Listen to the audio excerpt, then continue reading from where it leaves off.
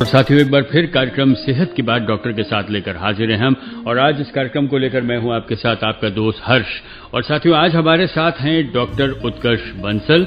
आप executive member हैं Indian academics of paediatric Lucknow. बहुत सारी जिज्ञासाएं मन में हैं बर्ड फ्लू को लेकर।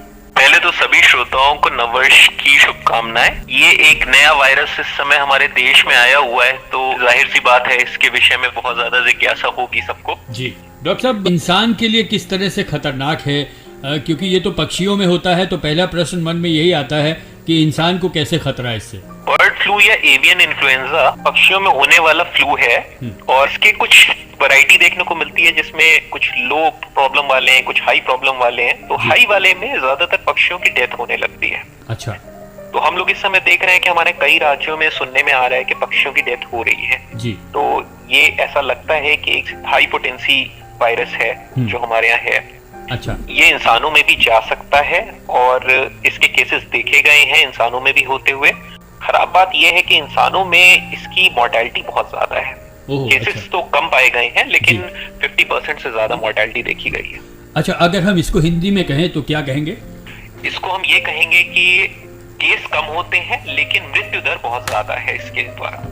लक्षण क्या है अगर लक्षण की बात की जाए? लक्षण देखिए, जैसे अन्य फ्लू होते हैं, इनफैक्ट कोविड जैसे भी लक्षण हो सकते हैं, जिसमें पेशेंट को खांसी हो सकती है, बुखार, सांस में तकलीफ, सर या बदन में दर्द, डायरिया भी हो सकता है, निमोनिया भी बन सकता है। अच्छा, अब हमारा एक प्रश्न और है कि जो लोग मांसाहारी हैं, क्या उनको खतरा ज्यादा है? देखिए, बर्ड फ्लू का सबसे ज्यादा खतरा उन लोगों को है जो पोल्ट्री इंडस्ट्री में काम कर रहे हैं, यानी चिड़ियों के संग काम कर रहे हैं। जी।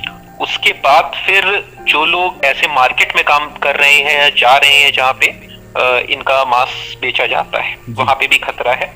लेकिन अगर आप मांसाहार करते हैं और अच्छी तरीके से साफ धो के खाना बनाएं, उसको अच्छे से पकाएं और खाना बनाने में इस्तेमाल होने वाले सारे बर्तनों को, चाकू इत्यादि सबको अच्छी तरीके से धोएं, तो खतरा कम है। अच्छा डॉक्टर साहब, ये जो बर्ड फ्लू है पक्षियों में किस तरह से पहचान में आता है? क्या पक्षियों के रोए या बाल झड़ने लगते हैं, या वो बेहोश हो जाते हैं या मर जाते हैं? किस तरह से पक्षियों में देखा जा रहा है? पक्षियों में इसके लक्षण कई तरह के हो सकते हैं। एक तो ये हो सकता है कि पक्षी, जैसे आपने कहा, उनके बाल झड़ने लगे, और दूसरा वो कमजोर दिखने लगे, एक्टिविटी कम हो जाए। जो पक्षी अंडे देते हैं उनका अंडा देना कम हो जाता है। अच्छा। अचानक से उनकी मौत होने लगना, पक्षियों को डायरिया टाइप का होने लगता है इसके अंदर। अच्छा। तो इस तरह के लक्षण पक्षियों में दिखते हैं। इनफैक्ट खांसी वगैरह भी उनको हो सकती है। पक्षियों को खांसी भी हो सकती है? जी। अच्छा डॉक्टर साहब, अंडों की आपने बात की, तो बहुत सारे लोग जो हैं जो अंडों का सेवन करते हैं, नाश्ते में खाते हैं, तो क्या उनको इस समय अंडे खाना बंद कर देना चाहिए? देखिए, मैं ये नहीं कहूंगा कि अंडे खाना बंद करें, लेकिन अंडे खाने के संग में प्रिकॉशंस लेने हैं। जी। एक तो ये कि अंडे को पहले अच्छी तरीके से धो लीजिए। जी। अगर आप अंडा बॉईल करके खाते हैं तो अच्छे से तापमान पे पूरी तरह बॉईल हो जाने दीजिए, तब खाइए।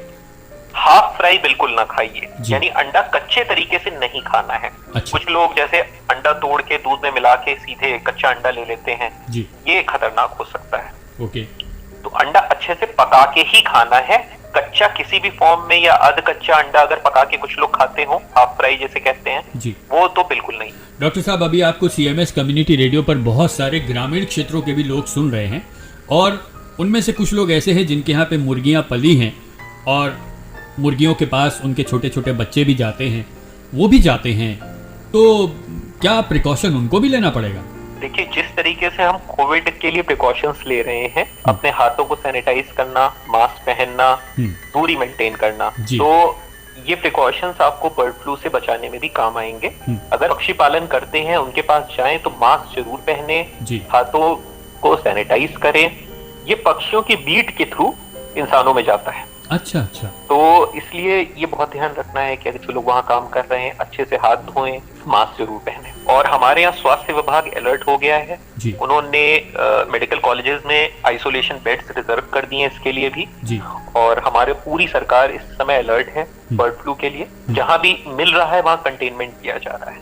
अच्छा। तो अगर जानवरों में ऐसे कोई भी लक्षण लग रहे हैं तो कंटेनमेंट बहुत आवश्यक है। जी, क्या प्रतिरोधक क्षमता जिसकी हम बात कर रहे हैं बहुत दिनों से आप लोगों से कि कोरोना से बचाव होता है, तो ऐसे ही प्रतिरोधक क्षमता अगर अच्छी है तो इस बर्ड फ्लू से भी बचाव होता है?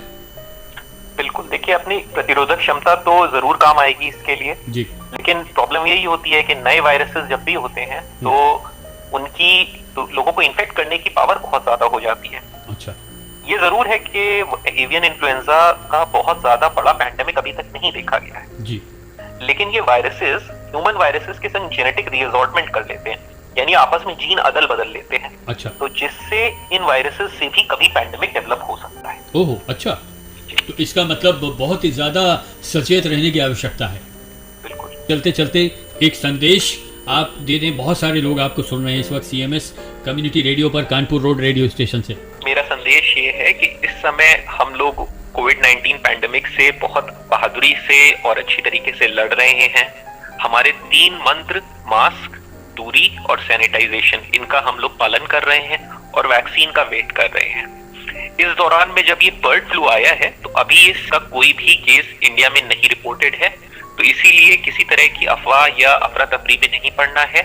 अपने इन्हीं 3 मंत्रों का पालन करते रहिए, और अगर आप नॉन वेजिटेरियन खाना खाते हैं तो उसको अच्छी तरीके से पका के साफ सफाई से खाएं, और इससे आपको फिर खतरा होने का संभावना नहीं होगी।